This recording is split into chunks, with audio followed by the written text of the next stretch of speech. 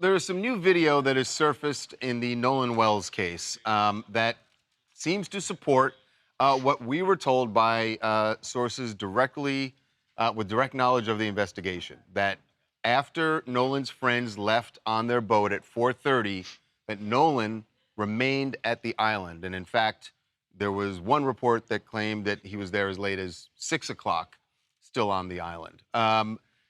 This new video it shows the boat that Nolan's friends were on when they left the island. This is the boat that Nolan arrived at Horn Island on July 4th. Same friends. Same friends. Seven people, which is what we heard them describe on the call to the tow company. And they're all on the boat there. This is as they are trying to get it started. And there's no Nolan in sight. Right. And the 7 people you can see on there, and Nolan is not one of them. And I think it's important to say, and you said it, but I want to reinforce it. That's at the beginning of the trip, so it's not as if... this is at the end of the day. This is 4:30 in the afternoon. I'm sorry, at the beginning of the trip home. So that it's not like the boat's in the middle of the water and that something may have happened in between. This is as they're leaving. Yes, they knew that they had a problem as they were leaving. It's part of the reason they were rushing. We've heard his friend Warren described that they were yelling at him, "Come on, get on the boat."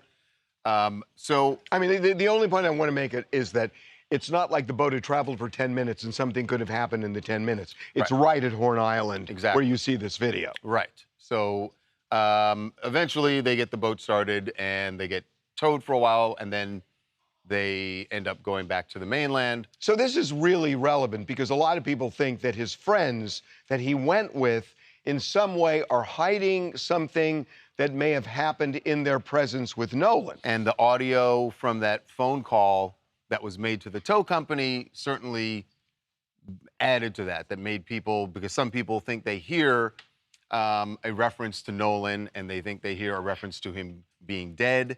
But he's not on that boat. But he's not, from this video, at this point when this video was shot, Nolan is not on that boat. Which is consistent with what we had heard. And then we also know that the police have spoken to people and have either video or photos that show that Nolan was still on Horn Island after 4:30. Now, I've been saying all along, the main thing is if his friends leave at 4:30, who were the people who were with Nolan after that? Because they were going to have the answer. That's right, and there were a lot of people on the island. A lot of people there. It was the 4th of July. There was the girl named Katie, who, you know, we heard Nolan's mom say that she spoke to Katie, but Katie said that she saw Nolan, but sort of a hi-bye in passing thing. Now, that's not how their friend Warren described it, but if it's not Katie, there were other people who were there. There were a lot of people. And so who is going to the police?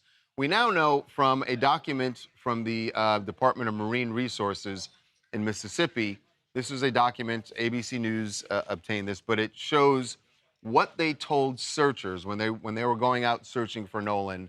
And there were witnesses who described Nolan. So now we know there were definitely people who saw him and said that they described him as having a lot of alcohol that day. That he was drinking heavily. Heavy alcohol intake that day. Now, I don't know how much.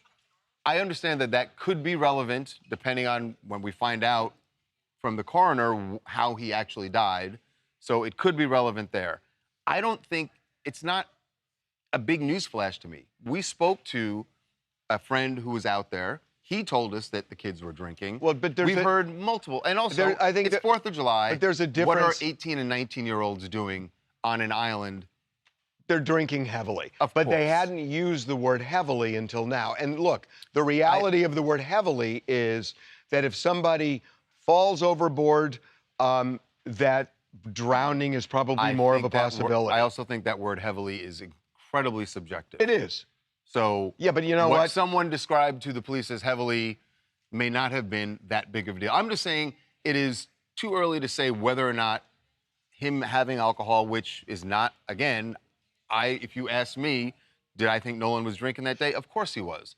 Do I think that it had anything to do with what happened to him? I just don't know. Well, I don't know. Nobody does. But but here's what I think. That when you say that witnesses said he was drinking heavily, the big thing that I'd like to know is, Are they basing it on how many drinks they saw him consume or his conduct?